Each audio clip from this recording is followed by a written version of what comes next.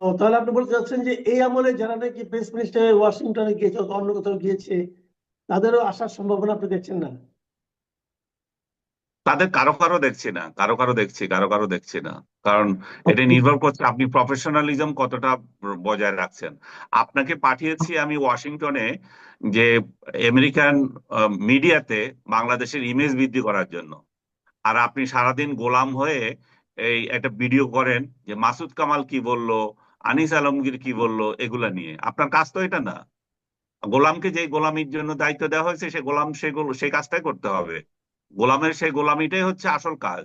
সেটা সেটা না করে আপনি যদি এগুলো করেন, তো তাহলে তো আপনাকে, আপনার পিঠে চামড়া তো এই দেশে আসতেও থাকবে, সে গ্যারান্টি কেউ দিতে পারে না।